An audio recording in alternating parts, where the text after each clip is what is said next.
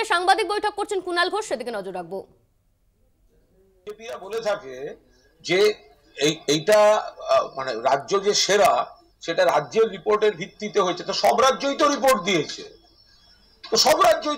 দিয়েছে, আর পশ্চিমবঙ্গে 30 মাসে 330টা কেন্দ্রীয় টিম এসছে। যদি কোথাও ভুল ত্রুটি কিছু থাকতো কেন্দ্রীয় টিমগুলো গিয়ে বলতো না কোনটার কেন্দ্রীয় টিম আসতে বাকি আছে। কালকে বিচারপতি যে কৌশিক চন্দ্র তিনি বলেছেন যে গণতন্ত্রের যে চতুর্থ স্তম্ভ মিডিয়া তাকে স্বাধীনভাবে কাজ করতে দিতে হবে। আমরা তো সেটাই বলি, গণতন্ত্রের চতুর্থ স্তম্ভ মিডিয়া স্বাধীনভাবে কাজ করতে দিতে হবে, গোটা দেশে কাজ করতে দিতে হবে। সাংবাদিকদের উপর মারধর, হত্যা, জামা কাপড় খুলিয়ে থানায় দাঁড় করিয়ে রাখা, এগুলো দেশের বিভিন্ন রাজ্যে যেগুলো হচ্ছে সেগুলো আমরা বরদাস্ত করি না।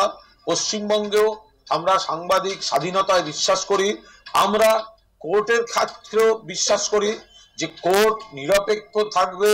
কোনো বিচারপতিরা নিজেদের রাজনৈতিক অতীত, তারা বিচার বিবেচনার সময় তার প্রভাব নিজেদের সত্তার উপর, চিন্তা ভাবনার উপর, মস্তিষ্কের ধূসর অংশের উপর পড়তে দেবেন না। নিরপেক্ষতা সাংবাদিকদের, নিরপেক্ষ অবাধ স্বাধীনতা সাংবাদিকতার, নিরপেক্ষতা কোর্টের, এগুলো তো আমরা সবাই আশা করি। নতুন আপডেট হচ্ছে সন্দেশখালীর ঘটনায় শুভেন্দু অধিকারীর বিরুদ্ধে এফআইআর করতে চায় রাজ্য এবং অনুমতি চেয়ে বিচারপতি কৌশিক চন্দ্রের দ্বারস্থ হয়েছে রাজ্য। সর্বনাশ করেছে।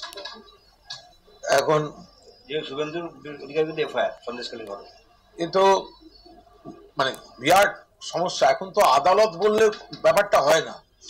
দিনকাল যা পড়েছে, আদালতে গেছেন বা আদালতে শুনানি বললে পুরোটা বোঝা যায় না। পরিস্থিতি বুঝতে গেলে আন্দাজ করতে হয় যে আদালতে কোন মহামান্য বিচারপতির বেঞ্চে শুনানি হচ্ছে।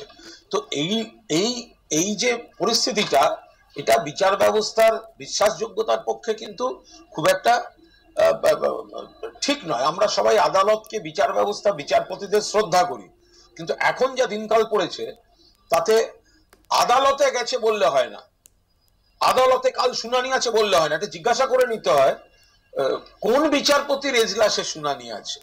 তো ফলে একটা পুলিশ প্রশাসন যেটা ন্যায্য মনে করেছেন সেটা করেছেন, আবার এজলাস যেটা ন্যায্য মনে করবে সেটা আমরা দেখতে পাবো। অনেক কৌশিক চন্দ্র নিয়ে আপনারা প্রশ্ন তুলেছেন, সেখানে রাজ্য শুভেন্দু অধিকারীর বিরুদ্ধে এফআইআর করা না, এগুলো তো একটা ইচ্ছা মতো হয় না যে কার বেঞ্চে যাব, এগুলো তো একটা সব একটা পদ্ধতিগত ব্যাপার রয়েছে। ফলে আলাদা করে কোনো বিচারপতির কথা নামে আমি কোনো বক্তব্য রাখবো না। আমার একটাই বক্তব্য যে দিনকাল যা পড়েছে, কোর্টে শুনানি বললে মানুষের জানাটা সম্পূর্ণ হয় না। কোর্টে কোন বিচারপতির এজলাসে শুনেছি এটা বললে মানুষ অনুমান করে নিতে পারেন কি কি হতে চলেছে। দখল করা বা কারা খারাপ কাজ, খুব খারাপ। দুষ্টু লোকেরা একটা দেখা যাচ্ছে, গ্রামবাসীরা বিক্ষোভ দেখাচ্ছে গোসাবাতে দেখা যাচ্ছে, সেখানে একটা বদ্বীপ দখল করা হয়েছে বলে স্থানীয় কিছু নেতৃত্বের বিরুদ্ধে মানুষজন ক্ষোভে বসছে। দেখুন, এগুলো খুব জটিল ব্যাপার এবং স্থানীয় সমীকরণ। একটা প্রচার তৈরি হলে সেই প্রচারের আড়ালে কোন এলাকার কে কি উদ্দেশ্য সাধন করছে সেটা সরলীকরণ করে মানুষ বিক্ষোভ দেখাচ্ছে বললে বোঝা যায় না। মানুষের এবং বিক্ষোভের এবং বাক স্বাধীনতার প্রতি পূর্ণ সম্মান রেখেও বলা যায়, কোথাও একটা জল ঘোলা করে দেওয়া হলে তারপর কে কোথায় কোন উদ্দেশ্যে কি করতে চাইছে সেটা সেই এলাকার নির্দিষ্টভাবে খতিয়ে না দেখে, তথ্য না নিয়ে বলা সম্ভব নয়। জমিটাকে ইস্যু করার চেষ্টা হচ্ছে, যেমন এসব করে হবে না, এসব করে মানে জমি মানুষ সারা বাংলায় দেখছেন, একটা দুটো পকেটে কোনো জায়গায় ভুল ত্রুটি হয়ে থাকলে সংশোধন হবে, ব্যবস্থা হবে, কিন্তু সারা বাংলার উন্নয়নটা যেখানে আছে সেখানে কোনো কুৎসাকে সার্বিকতার চেহারা দিয়ে, কোনো বিচ্ছিন্ন কুৎসাকে সার্বিকতার চেহারা দিলে সেটা মানুষের কাছে গ্রহণযোগ্য হবে না। বলছি, শেখ শাহজাহানের বিরুদ্ধে অভিযোগ ছিল গ্রামবাসীদের, এখন তার ভাই শেখ সিরাজ তার বিরুদ্ধে অভিযোগে ফেটে পড়ছে। ভোটার লিস্ট দেখে তার বাড়িতে আর কে কে আছে একসঙ্গে অভিযোগগুলো ফেটে পড়লেই তো হয়। ভোটার লিস্ট দেখে অমুককে ধরতে হবে, তারপরে তার ভাইকে করতে হবে, তারপরে তার অমুককে করতে হবে। যদি অভিযোগ থাকে তাহলে তো প্রথম দিনেই বলে দেবে এর এর এর এর এর এর বিরুদ্ধে অভিযোগ ছিল। এ তো বইয়ের পাতা উল্টানোর মতো, একটা করে পাতা উল্টালে আর একটা নাম আসছে। আমি আবার বলছি, প্রধানমন্ত্রীর সফর পর্যন্ত গন্ডগোল জিয়ে রাখার ইনস্ট্রাকশন দিল্লি থেকে এসেছে, একাধিক স্তরে এসেছে। কোন কোন স্তরে এসেছে আমি বলছি না প্রকাশ্যে, তার মধ্যে একটা বিজেপি এবং বিজেপির বন্ধু সিপিএম এই পারপাসটা সার্ভ করে যাচ্ছে। বলছি যে লকেট চট্টোপাধ্যায়কে যে 144 ধারা ভাঙানব্বই অ্যারেস্ট করা হয়েছে, মানে আটক করা হয়েছে ওইহাট থেকে, সেটাকে শুভেন্দু অধিকারী বলছে পুলিশের অতি সক্রিয়। তো দিল্লিতে কি চলছে? তাহলে দিল্লিতে কি চলছে? পুলিশের অতি সক্রিয়তা তো মহা মুশকিল। Suvendu Adhikari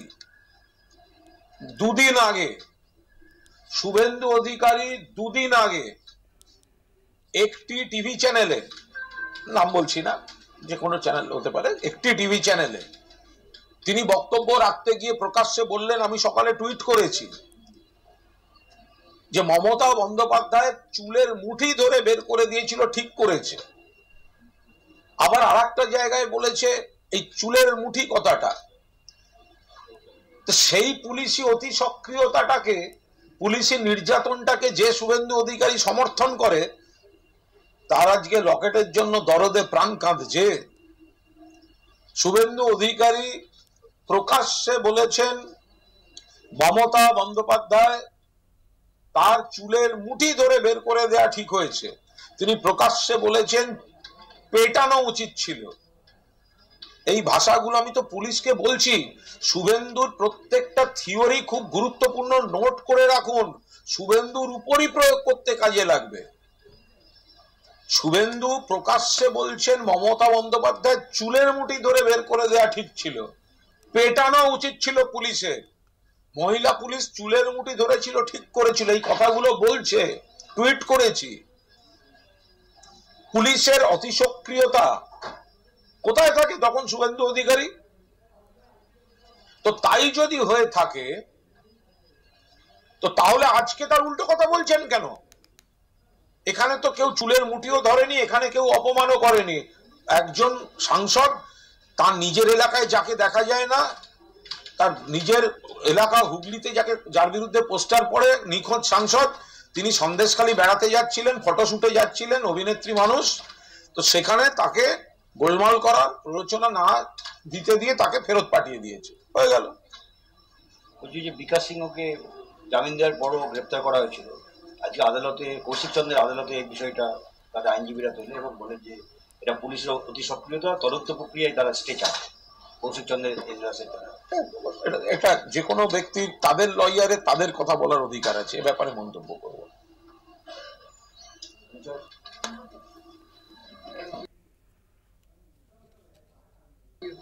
thank you.